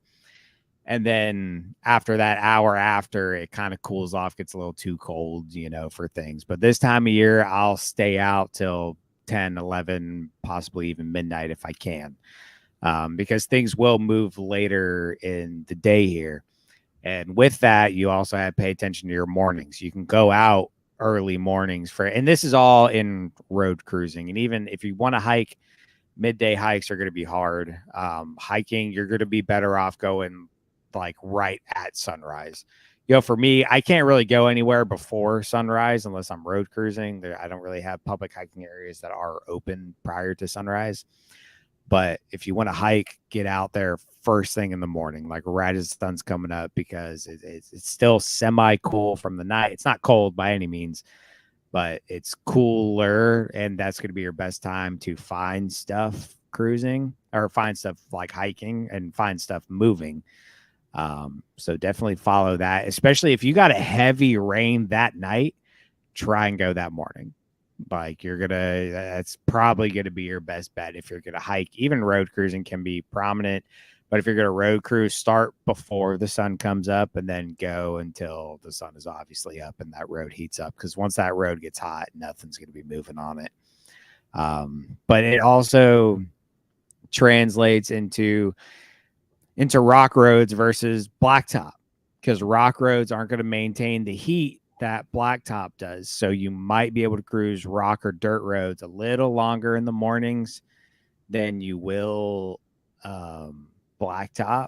And then also this time of year, dirt or rock roads will probably be more productive for road cruising in general because it doesn't maintain the heat. So if you're doing some summer road cruising, try and target rock or dirt roads because you're probably going to be a little better off road cruising those. At least in my experience, blacktop, it gets so hot. Like in some areas, people have literally cooked an egg on blacktop, and it will literally burn snakes, and they don't want that. So avoid blacktop on those really hot days if you can, but obviously with the rain, it's going to cool those things down. And also with the rain, it gets a lot of amphibians moving. And a lot this time of year, it's really good. It's not really good, but the most stuff you're going to find is like aquatics, mostly water snakes and, maybe mud snakes if you're lucky. But go on that night that you get a really heavy rain, everything's freaking wet as shit. And I like going during rains this time of year personally. If it's raining, I will go out because that's going to bring out a lot of the amphibians and a lot of other stuff and just get things moving. So just couple tips for road cruising or just herping this time of year, man. And then if you're just jonesing for a snake this time of year, look for a pond. Go catch some water snakes in a pond. Like Sky said, if you're hiking, hike around a pond, dude. Like you'll find stuff. Stuff like garter snakes, ribbon snakes, and water snakes. I'm going to try out some early stuff on Sunday morning. I'm going to go take my dogs to a local bike trail, but I want to hit it like early. Yeah. Like before and as the sun's coming up and hopefully, catch the last of some movement. So that'll be cool if that turns into something else. But yeah, it's also this time of year, if you're targeting certain species, this time of year can be kind of hard for stuff. If you're in the Southeast, you're trying to target a pine snake or a coach whip. Coach whips you might find, but like right now, pine snakes are going to be really, really hard to come by. Your best months for stuff like pine snakes or Simus, southern hogs. Your best time for those are early spring and fall time, October, September, depending on where you are. So this time of year, targeting that kind of stuff can be hard. Coach whips might be a little different because they're very heat tolerant species. So you might have some luck getting one on the move this time of year. But even then, right now is just such a hard time to herp. You really gotta follow your weather for this time of year. You got to be committed. During the springtime, you can pretty much go any night and probably be successful. This time of year, you really got to pay attention to your weather and what it's doing and follow your reins, so anything else to add in on that, Sky? I mean, no, you kind of fucking nailed it. Dude, kayaking. That's the other thing you can try. Rivers by you. I want to try doing that as well. More aquatic options, but yeah, because water snakes, they're obviously you're more aquatic stuff is going to be out more year round because that water keeps them cool, so they're okay to come out and bask and stuff like that. So you're gonna find this time of year, you're gonna find more aquatics than anything. Stuff like water snakes, obviously, then ribbon snakes and garter snakes. They all inhabit watery areas. And then if you're lucky, maybe a mud snake or a rainbow. But even now, rainbows, you're not really going to find rainbows right now. For one, you got no spots for rainbows, but even those aren't really active this time of year. They're hiding a lot. So things to keep in mind. Just some suggestions for if you're trying to find something midsummer, man. It's hard. Midsummer is almost as hard as dead of winter. Like it really is. So but and then so for cover, if you want to flip cover or you want to place cover for this time of year, focus more on wooded flip sites versus tin. So because tin's gonna hold heat a whole lot more and it's gonna be too hot.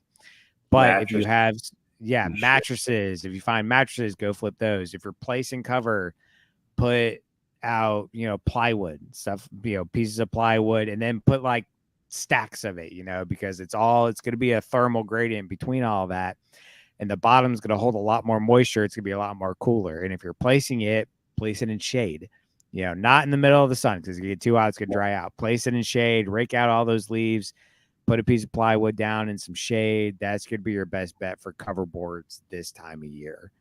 And even like logs, if any logs you see, if you're out there hiking, flip all the logs you can, because that's gonna be your best bet, because it's cooler under there.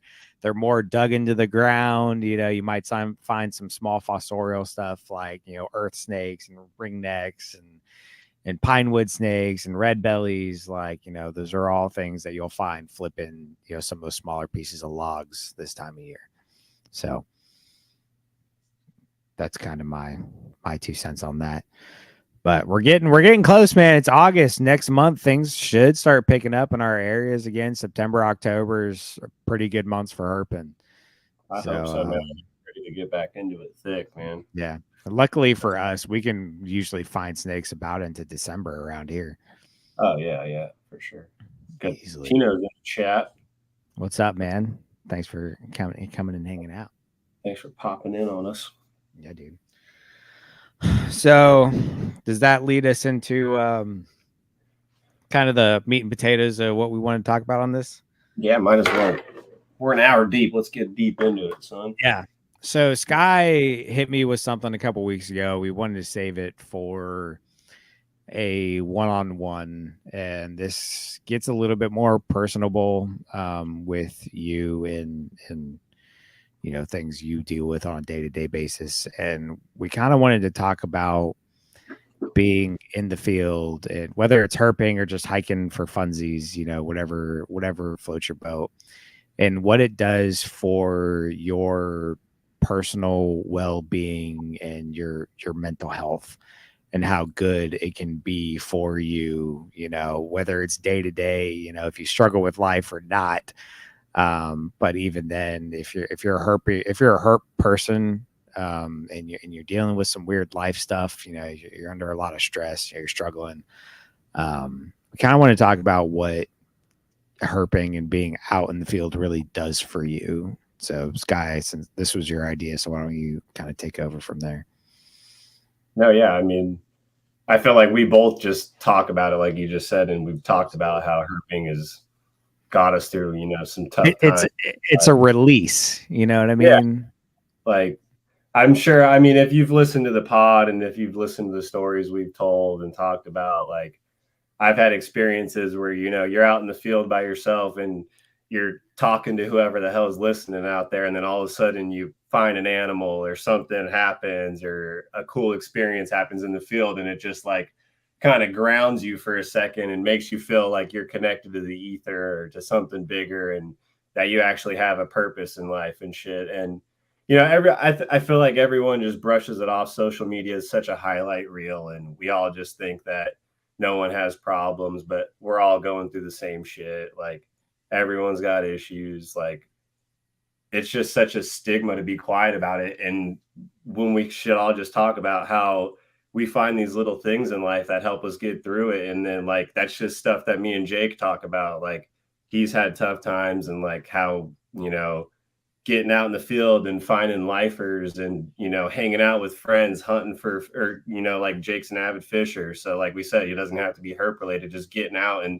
going fishing with buddies on the boat and, you know, getting hit by the sun rays and just feeling, you know, nature and breathing in the fresh air. Like I was talking about earlier, just getting in the glades, even though I was only there for 2.5 hours, just getting out there, breathing the air, feeling the sun, enjoying that sunset out. I mean, we talked about it on the episode with Phil, you know, an Everglades sunset is a one of a kind thing. So Yeah, getting man. out there and just seeing it and taking it in and not just being like, ooh, take a picture and continue on and not look back up at the sky, like actually sitting there and looking at it for a second and realizing that like, fuck, man, we're all connected to something special and we should all appreciate it. And then when you do, 3 seconds later, there's a beautiful corn snake in the middle of the road. And that just makes it all the better. It's You know? just to show you that if you take a second and listen, and there's someone listening to us out there all the time, and all you got to do is slow down for a second. And Tyson Dallas gave a really good example in the chat. He said, I was recently dealing with a really toxic and stressful job, started prioritizing some time to go on a short hike a few days a week. It really helped me take my mind off things for a bit. And that's what it's about, dude. You know, like, and there is science behind this. This isn't just like, oh, it's good for you. Like there is actual science behind this.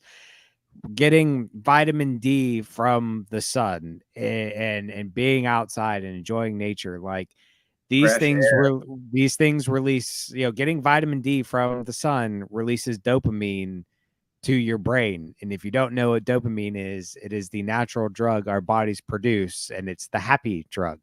It's the good thing, you know. That's why things like drinking are so addictive, because you drink and it releases dopamine in your brain.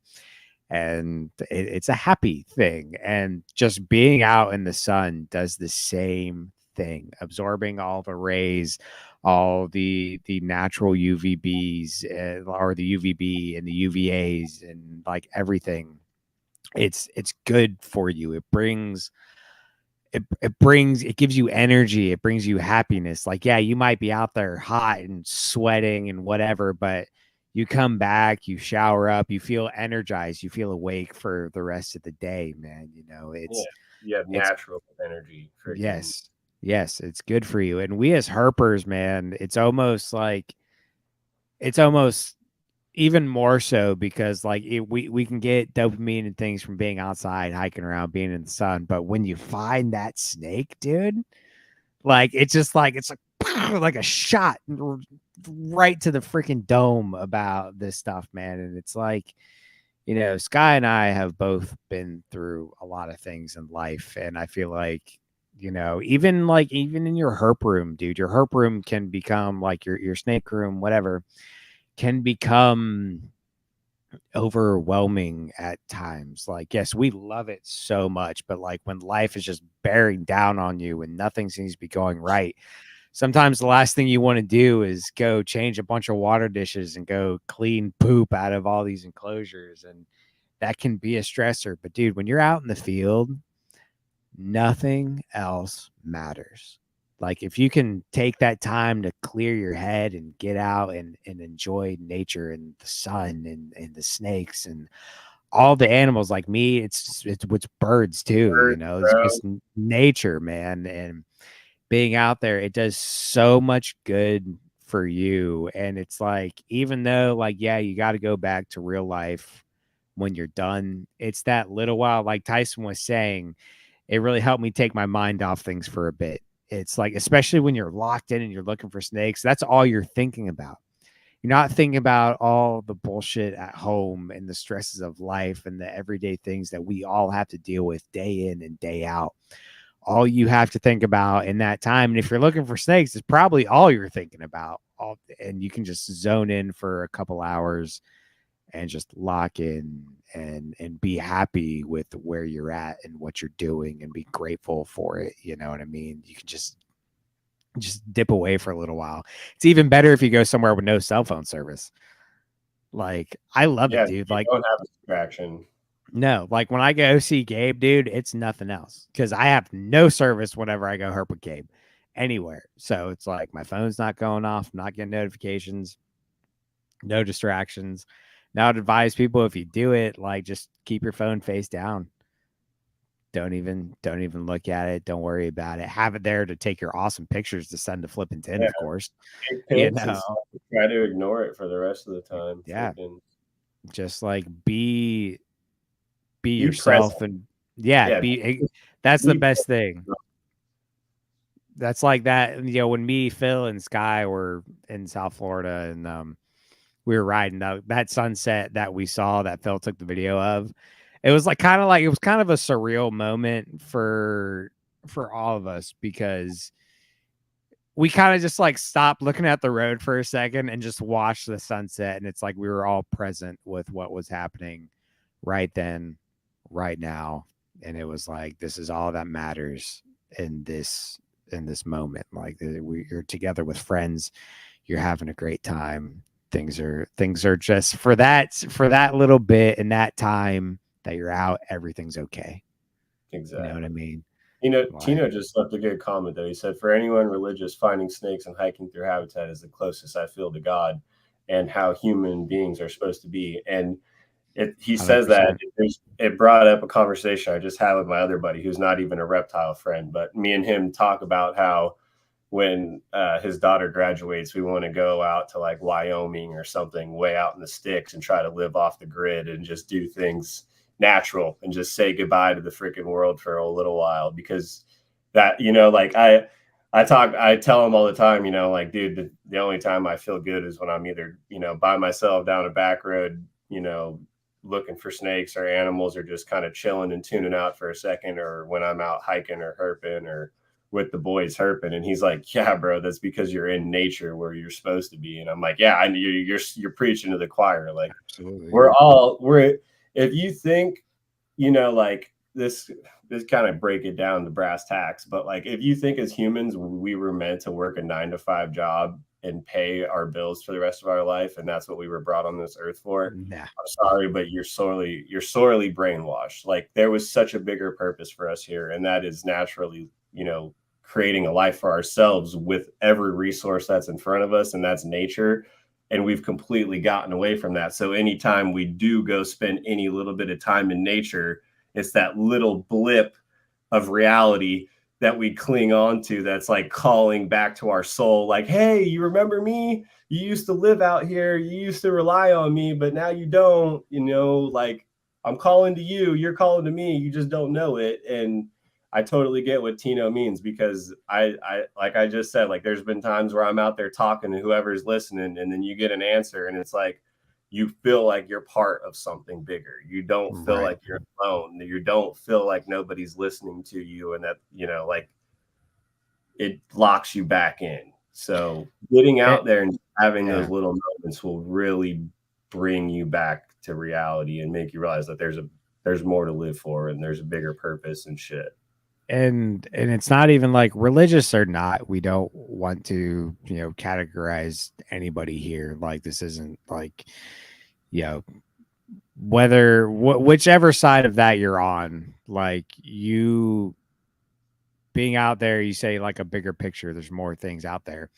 It brings you outside of the box that you live in, which is home, your office space, your work truck, like whatever it may be. It brings you out of the norm and what you're used to. And it kind of makes you realize there's more to life than what you do day in and day out, 9 to 5, being at your house. Like, especially guys like, us, to where you're you're busy at work, and then you have to come home, you have to do more work. I got over 100 snakes in this room right now. It's a lot of work. And I work a second job on top of this.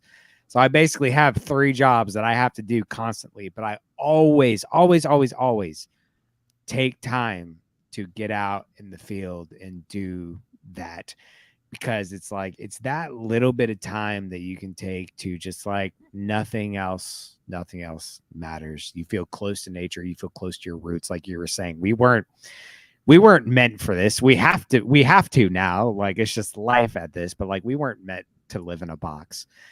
But it's life and we have to deal with it. But take time to go back to your roots and how things were really supposed to be, dude. That's why, like, honestly, I was talking about Zach being in flip-flops. I'm mostly messing around. We want to be safe, but I take any chance I can. The whole saying like, oh, you need to go touch grass. Ground yourself. That's a real thing, dude. Go outside. If you're having a bad day, go outside somewhere and walk around barefoot for a little while. Feel some grass, go into the woods. Like, really, it's a natural really way to recharge your body. Like, that's how you charge your body through the energy that's produced in the earth, dude. Like, yeah. And Mike Kosicki said something good too. He said, anytime out in nature, whether it be a forest, a beach, or underwater, like, you're always going to have a good time. And anybody who listens to this but doesn't really herp, they want to, like, whatever. Like, what we're talking about now isn't even like, it's not about herping. It's so far beyond that. And I hate the mindset of like, oh, I went out and I didn't find anything, blah. Like, if you feel like that, I'm not talking bad about you. That's not what I'm saying. But like, take it in a little deeper for what it is, and pay attention to what you gained from doing that. No, you may not have found any snakes, but I know you saw something. You may have seen a bird, you may have seen a lizard running around somewhere. But no matter what, you got the sun, you got the trees, you got the grass, you got the pine straw. Like, you got something out of it, and that's what it's about. Like, on Flippin Tin, we preach, big time on, it's not all about snakes, it's about all herps, but at the same time, it's also just all about nature. Yeah. And what you're getting from it, dude. Like, you gain so much from it. And even, like, again, even if you're in an area that you don't really find snakes, whatever, take time to go hike, and appreciate what's around you. And that's why I tell a lot of people, like, when I'm hiking, I really, every now and then, I try to just stop and just like look around. Like, cause like, if you take the time to like unlock on finding snakes for a minute, you'll notice all these little things, all the bugs, all the ants, the birds flying around, the blue sky, the clouds that make funny shapes, the sound of the water, the lily pads over by you. Like, there's so much. At all, like, half of the jobs I go to, because I'm always going to a different spot, but because I'm so just like take in any little thing I can't tell you how many times I'll have a customer like see me like looking at a bug or a lizard or a frog or something like so minute that they're like, what is he looking at right now? And they'll be like, hey, what are you doing? Or what are you looking at? I'm like, oh, there's a lizard right here. Oh, there's a frog chilling right here. Oh, there's a spider. And they're just like, okay. And it's just like, I'm sorry, I'm on a totally different speed than you. Like, and dude, it goes beyond that. Like, cause you can, like, one thing I want to challenge people to look at, like, when you're out in the field hiking around, look at the different mushrooms, like different, like fungi. Fungi, dude. Yeah, all, like, if you really pay attention to how different all of them are, even if they're the same species or the same type, like, whatever, like, pay attention to how different they all can look.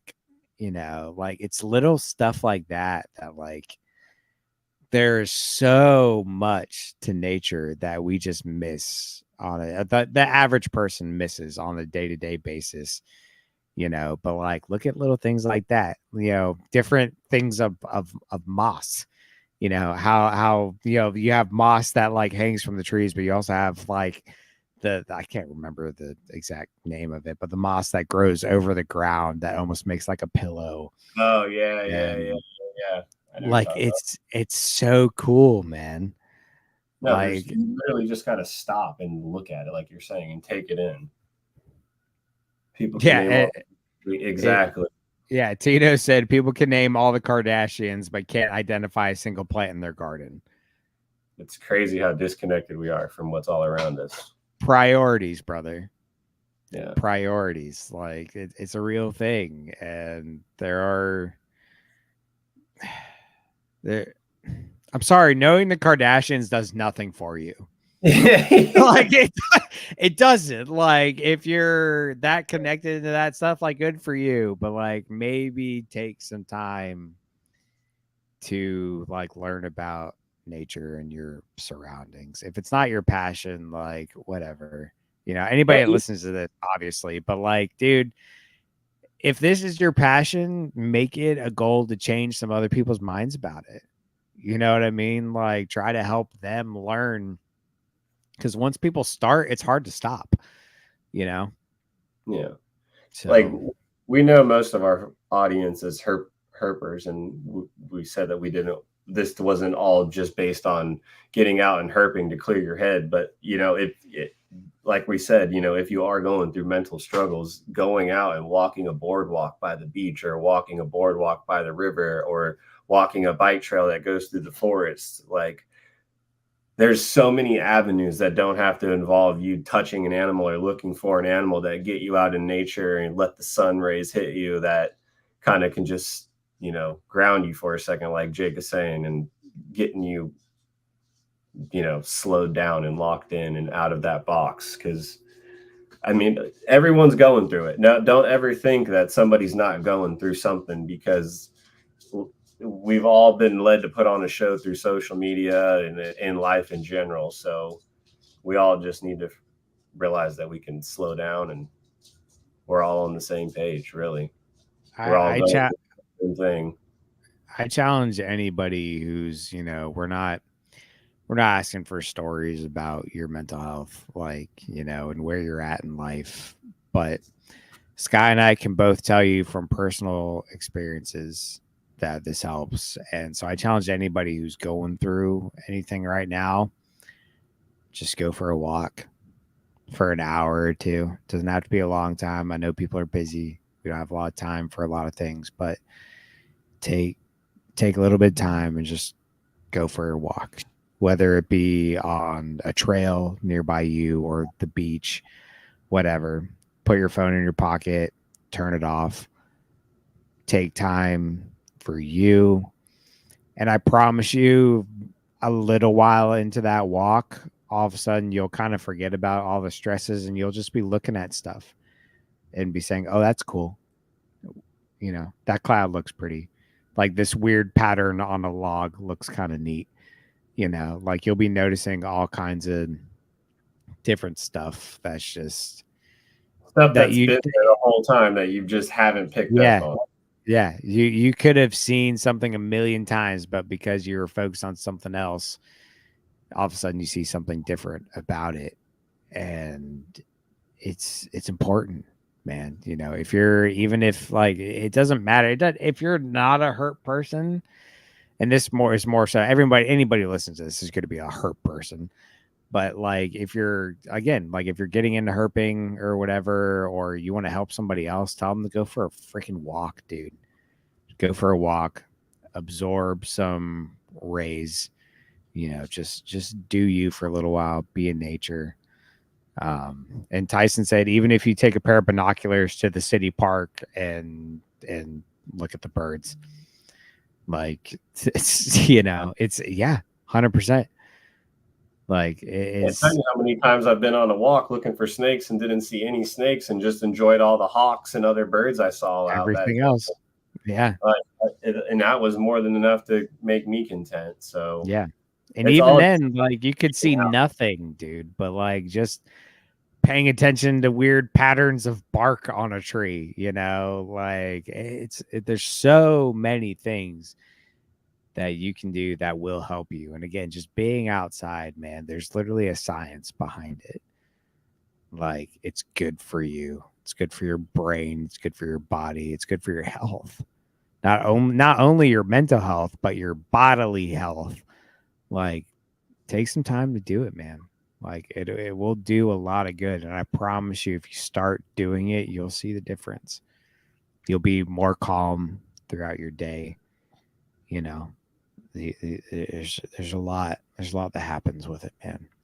without going into like detail, I can just tell you from personal experience in like the last year when I've been at my lowest like mental health points where I've just felt like, you always have those friends that you open up to and they always tell you, oh man, reach out to me anytime you need to talk or whatever. But if you're someone that's going through stuff, when you're at your lowest point, you never want to reach out You to don't anybody. want to talk to anybody. Even if it's your closest homeboy or your brother and they've told you, bro, you can talk to me, you're never going to reach out to that person. And there's been numerous times where I've been in that point and I've gone out into the woods or just gone out on a solo cruise through a back road. And dude, it will change your life just getting out there and stopping for a second and letting nature take over your mind. Like, just try it. It's therapy in a different way. And people don't get it, man, because like as herpers, like we spend a lot of time on back roads late at night all by ourselves. I tell you, man, like as much as I love herping with people, like other people, it's really nice to just get out on a back road all by myself. And people think you're weird. Like, what are you doing back there all by yourself? Like you don't get it. Like it's such a release. And so that actually brings into a topic I wrote down that you brought up earlier. So while you're in the glades, you mentioned like you don't have music playing or anything like that. When I road cruise, it's completely silent in my truck and I have my windows down. Oh yeah. Windows down. Windows down. I need to fill the tanks. I was curious if you do the same thing because like it's not really it's not a focus thing. I know that I can see snakes while music's playing. Like that's not a thing. But like for me, it's the absorption of everything and it's connecting. Like I play no music, no podcast. It is perfectly silent, and I'm just like locked into the road because in those moments, that is all I care about. Mm-hmm. Is seeing those snakes, seeing those frogs, seeing those herps. Like that is all I care about. So I'm curious, like if anybody else does the same thing, because like for me, dude, it's almost like eerily silent. Because I'll be on a back road blacktop, nobody else around. My truck, all I hear is the rumble from my truck and all the frogs chirping and the wind blowing. And that's the other thing. It's like the sounds, man. You ever hear wind blowing through the trees? It's a magical thing, man. It's beautiful. It's wonderful. Dude, one of the most magical experience I can have locked into my brain was on a beach in Kauai, and it was a freaking basically just a bunch of lava rock into the ocean. But the sounds that it made hearing, dude, it sounded like some shit you'd hear going to sleep. Just all the water and the rocks rolling back and forth, bro. It was like it almost turned into like a trance the way it was so rhythmic with the water coming in and out and just rocks constantly rolling. Like, and that was just nature. That's pure nature noise. Like, you go out there and just listen. You never know what you're gonna hear, or see, or feel. Like if you really take a second and listen, you'll pick out so many different things. Like especially if you're near water, you'll hear the water moving, like the grass swaying from the water or the wind. You'll hear the wind running through the trees. You'll hear birds chirping. It really, it's good. It's good for the soul, man. And I do want to bring up what Mike Kosicki said in the chat. He had two of them. One thing that, and I love this. Thank you so much, Mike, for putting this in there. He said, set up some bird feeders in your yard and enjoy watching what comes in the late afternoon / golden hour. Like, dude, I'm telling you, if you're one of those people that just like, you don't have time to go out hiking, which most people can make time for it, and don't make excuses. But if you genuinely can't, we understand. But one of the best things you could do, set up a bird feeder in your backyard and set up a chair in your backyard, sit there in the sun, maybe in the shade, whatever, but sit outside and just like watch that bird feeder for 30 minutes to an hour and all the different birds that come up. That was one of my favorite things in my parents' old house when I was still over there. I would sit in the window. I would sit in the window of the kitchen and watch the birds, or I would go outside, sit in a chair, because my mom's a big bird fanatics. You know, she had hummingbird feeders and other bird feeders, and I would sit out there for an hour, dude, and just watch the different birds that came through and saw the hummingbirds and all this different stuff that would come through. And it's like, yeah, maybe you don't have time to go somewhere, or maybe you're somewhere that doesn't have a lot of hiking trails for you. Do that, because that will be so rewarding to see, dude. One of the first painted buntings I ever saw was literally at my parents' house because my mom put a bird feeder out there. Like, the hummingbirds, man. My grandma had hummingbird because I lived at my grandparents for 2 years when I was younger. She had hummingbird feeders all outside because they lived on the side of the mountain. So it was just like she could just hang it on the side of the house and it was nature. Dude, I would sit out there with her and we would play fetch with the dog. And there would be 15 hummingbirds coming in, hitting all these feeders. And we just sit there. They'd all be different colors. We just sit there and watch them and they'd perch up. And she'd have a couple little nests out there in the side trees in the house and stuff, like coolest shit ever. And all she did was just, and she'd like always leave feed out for the deers and stuff. Like all it takes is leaving some food out and nature will come to you if you're around it. Like I'm telling you, man. And that's like also like if you're in a position with like your partner or, you know, a family member or something, like that was some of the best moments I had with my mom, you know. So going into like mental health stuff, you know, not to get too personal, but my mom's sick. Then that's pretty much all I'm going to say about that. So, but with that, some of the best memories I have is literally standing in the kitchen, looking at birds that were flying to her bird feeders and just enjoying that with her, you know, and like being so excited and identifying all these different birds. And mom had this little field guide because my mom's really big on birds. You know, she had her little field guide on birds and she was, you know, identifying these little things and it's just so much fun, man. So if you can enjoy that with somebody else, especially somebody that means so much to you, you know, those are the memories that you'll cherish for a lifetime. You know, you won't remember the dinner that you made with that you made or went out with them, like, because you've done that a million times. But you'll remember the one time with your mom one day when she's gone, the one time y'all sat out there and saw a painted bunting, you know, pick at all the little seeds that you had out there in the yard for them. You know, if you both share that enjoyment and that passion, you know, that's something that you'll go to the grave with, man. Like that's those memories are forever. And, you know, again, even by yourself, man, some of the stuff that you find by yourself and it's like, no, you don't have anybody to share it with, but at the same time, there's a weird, like, you share it with nature, bro. And yeah, you share it with yourself. And it's like, even if you don't have your phone for a picture, it's like you have that memory forever, you know, of just you and yourself. And another thing Mike said, he said, I went to the beach today for an hour before running adulting errands, found a shell species I never found before. That's awesome. You're not going to do that once you get out there. Yep. Tyson said, I love the sound of the wind and the longleaf pines. I think it sounds like water gently rolling up on the beach.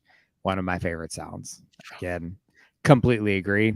And then Tino comes in and says, dude, that's something else too. Just pure silence while hiking. No cars, no phones or voices, only the wind, waves, and occasional birds. Dude, it's an eerie beauty. You know what I mean? Like the complete silence or like the occasional sounds. It's almost eerie in a way, but it's beautiful. God, it's beautiful. And I love it so much. Dude, like I've talked about this before, but the day that I came face to face with that black bear out in the fucking woods last year, I was so locked in that day. Like I was out on a solo mission. That day was awesome. Like I was out there connected to the higher power. So like I was like already riding on a freaking euphoric high from like just being out there and having a good time, that I was just so nonchalantly walking through the woods, not even worried about anything. And when I say not worried about anything, I legitimately mean anything and everything. I was out there king tutting through the woods until I realized that there's actually bigger things in the woods than me, bro. And Yeah. it just goes like you can literally get immersed in your surroundings. I mean, I was just out there by myself, just walking around with a shit-eating grin on my face, having the best time, just listening to nature and, you know, finding lizards and snakes and stuff and talking to myself. Like, until I came face to face with that bear, it was one of the best days I've ever had. I mean, it was still a great day, a little eye-opening experience. Always be vigilant. Hey, you never know. But dude, get out there and just get lost in it. Get immersed in your surroundings because it'll trip you out when you come back to like we said, you know, it'll only be a minute that you kind of get lost out there and can enjoy your time. But when you come back to reality, you'll be like, man, you know, there's a bigger I want to picture. go back. There's a bigger picture to all this. Let me start focusing on what matters and not what doesn't matter. You know, Right. life isn't about having flashy tires on your car that don't matter because guess what? You drive on a road every day and those are going to wear out. And guess what? It doesn't impress somebody to have flashy tires on your car. This is just a random example, but this is what people fixate on in life. Right. And they will stress out over and immerse themselves in stuff that doesn't matter when you could be out immersing yourself with nature and actually getting lost into something that you can reconnect with over and over and over again that you don't even have to pay for. You might have to pay to get into a WNBA or WNBA. I'm about to say what? or you know, WMA. Or get a hunting license, but that's all fractions of the cost to go look cool for something that doesn't matter when you're going to go make yourself, you know, so much more happy in the long run. So It's also a fraction of the cost when you consider your health into it. Like, yeah, goes a long ways. And it's funny talking about the bear stuff. I actually saw the first black bears I've ever seen in the wild this year. We took a family trip to Tennessee. We rented a cabin. Literally everybody came. My sisters, my brother wasn't there, but my sisters came, all their kids, my parents. We had a great time, and I took several. I took a couple trips just by myself. You know, my sister came with me on one. I found that red salamander we talked about in the last episode. Then on two occasions, I just went out for a drive by myself. My mom let me borrow a car. I went driving through the mountains and I found out about one driving trail that you could take. So I took the driving trail and I stopped and I was trying to find a milk snake or something, you know, or a queen snake. Didn't find any snakes, but I kept going down the trail. It turned into this big loop, and like there ended up being quite a few cars, which wasn't I wasn't a big fan of. But at one point, I got to the spot, came around a curb, and there was a mama bear with two cubs just right there, like right in front of me. And the cubs were like up in a tree and they were like shimmying down the tree and like they're interacting with mom. And I got to sit there and watch this all by I say all by myself. I was alone in the car.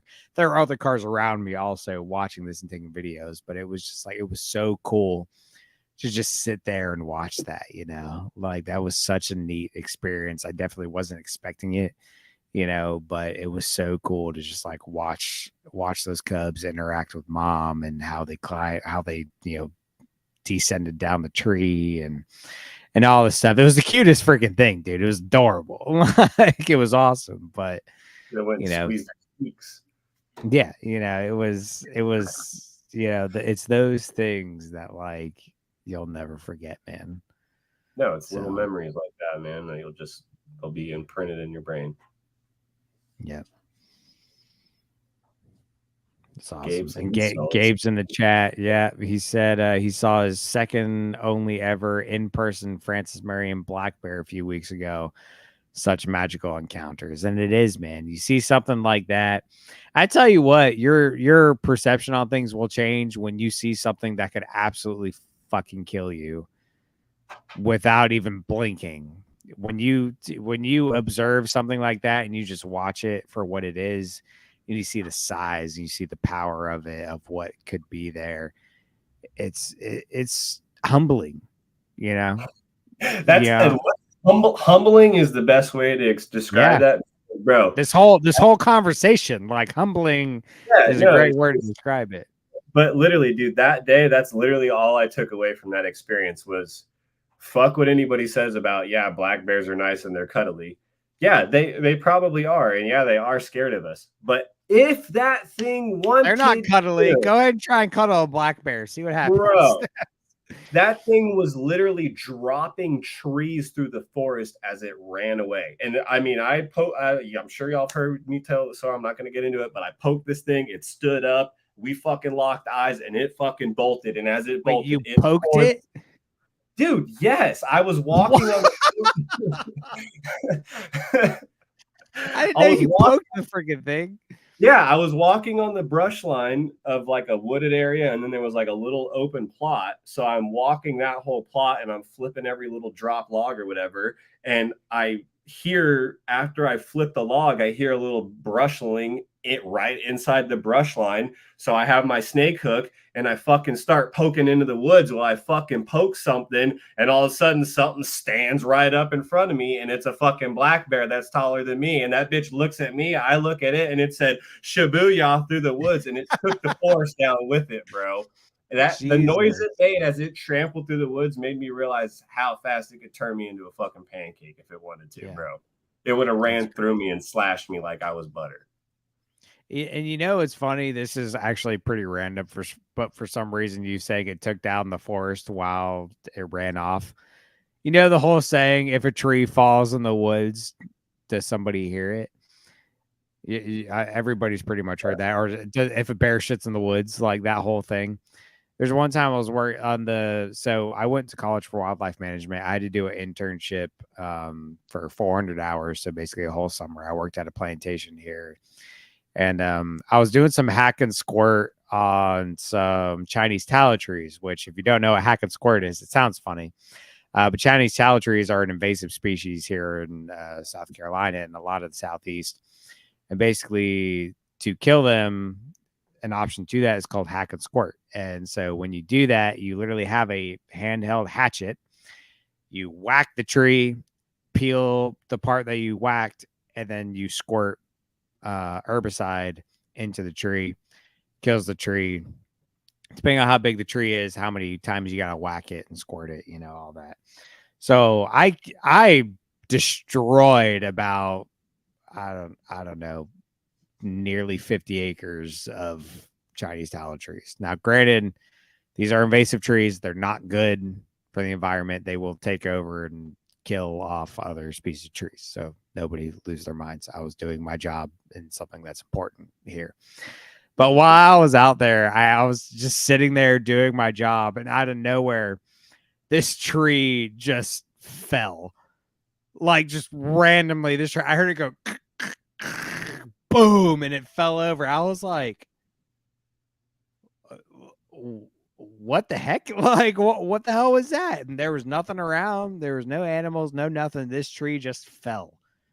And that's the type of cool shit you'll see when you do this stuff. Like, yeah, it was just a tree falling. But that whole thing is like, if a tree falls in the woods, will somebody hear it or will you hear it? No, you won't unless you're out there. And it's actually pretty cool. If you haven't ever heard a tree fall, all the sounds it makes and that thud that it makes when it hits the ground, like, I've it's pretty only ever cool. experienced that shit one time in my life, and it was when my dad took me and my little brother dirt bike riding. We were literally in line to the fucking off-road vehicle park, like waiting. There's a line of trucks, and all of a sudden you just hear, like you said, and it just boom. Literally everyone like starts looking out their windows and like, was that a fucking tree? Like, like nothing caused it, just Yeah. boom.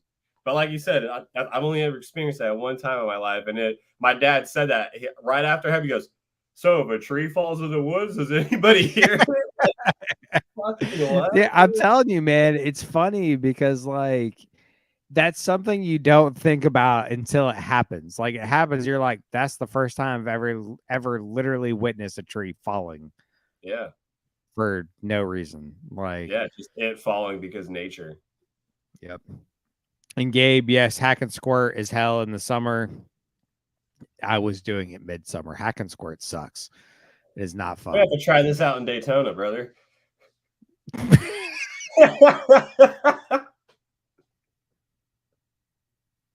I got nope. We're moving on from that. But yeah, I mean, I think we beat this dead horse pretty well on this one. So it's a good thing. Try it. If you're struggling in life, things are hard, you're stressed out, work sucks, all the things we deal with, no matter how big or small it is, if you're struggling, get outside. Do some good for the soul. You won't regret it, and I can promise you that. So, with that, I mean, we're pushing 2 hours with this. I had something else written down for a topic, but I think we pretty much rode this out pretty long. Any other final comments from you, buddy? No, I mean, tell your homies you love them. Let's all try to break the stigma. I mean, obviously nobody likes reaching out at their low point, but Yeah. you And know, that's the other thing, man, is I feel like Sky, I'm sorry I didn't mean to interrupt you, but like yeah, as far as like talking to people, like, going out in nature is good, but like, talking with Sky, I feel like I've squeezed shit out of you. Like when I could just like feel it. Like I was like, something's wrong with Sky. Like let me talk to him. And I feel like I squeezed it out of you to finally talk to you, like checking on your boys, man. Checking on your friends, make sure they're good, because that sometimes that's all it takes is like, hey man, you okay? yeah, And that can lead to a whole conversation. It's happened to me before. Somebody just asked me if I was good, and all of a sudden I'm like, no. And then like I unload and it feels better. So like, don't be afraid to talk to people. Ask people to go herping with you. Go for a ride, and it's good, man.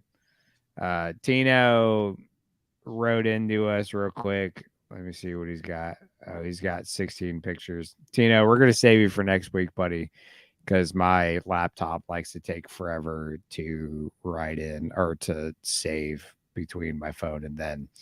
So we're gonna save you for next week. He sent me 2 months worth of pictures, which these are freaking awesome. hell yeah. So we're gonna save you for the next episode for sure. Thank you for writing in. You should have sent us these as we were recording, because Tino, you know better. You met us months ago. You should have known and should have sent these to us then. But regardless, yes, we will definitely save those for the next episode, Tino, so we can talk about those. And Tino, we're probably going to be hitting you up for an episode at some point. So yeah, we got hold on. Me and Tino are gonna hit up some work first, and then we can do an EP. Yeah. Me and Once him y'all do, ripping some shit. once y'all do some work, we should definitely do it. Yeah. Yeah, man. Take care of your boys. Take care of the people you care about. Check in on them. Make sure they're okay. Tell them to go touch some grass. It'll do some good. Tell them to touch some grass and make sure you touch their ass.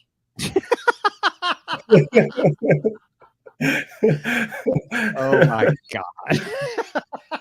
Dude, just send the homies a nude. You never know. Might brighten their day up. You never know who's gonna need it, bro. You just stop talking. On that note, this has been another episode of Flippin Tin, episode 13. Thank y'all so much for writing in. We've been bad about, at telling people where to find, guests and stuff. So I'm going to try and incorporate that. If you want to contact me, you find me at Longleaf Reptilia. If you want to find Sky, hit him at Hail the Scales or Peach Throat Passion. And then if you want to hit us both with your write-ins, no matter what you got, hit us up at Flippin Tin. We'll both see it. One of us will respond. We'll talk about it on the show. And I'll throw this out there. If you're struggling, you don't know who to talk to one of us. Because there's not much between the two of us. There's not much that we haven't been through. You know, Yeah. so if you need somebody to talk to, even if you don't know us that well, hit us up, man. I'll talk to anybody. You know, even if you don't want to get personal, let's just talk about field herping. Get your mind off stuff. You know, Yeah. we're both open books. So hit us up anytime. If you want to talk some field herping advice, whatever it may be. So hit us up. Keep us going with the write-ins. We want to see everything. Tino, do better because I know you herp a lot. Write it right into Flippin Tin, you son of a bitch. I know you're there. You could be a bi-weekly star on the show. Yeah, damn it. dude. I mean, come on, man. You could write in every week. I know you can. You herp all the time.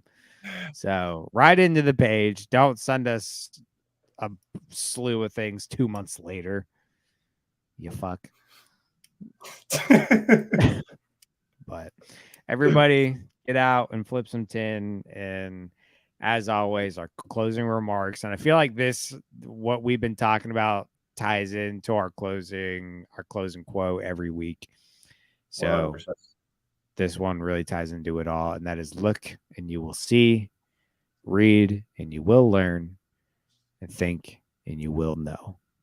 And that is from the Rattlesnakes of the United States and Canada book. So y'all keep that in mind. Go do good stuff. Take care of yourself. Take care of your homies. Be healthy. Be happy. Live your life. And flip some fucking tin. Break the stigma, cons. Let's get after it.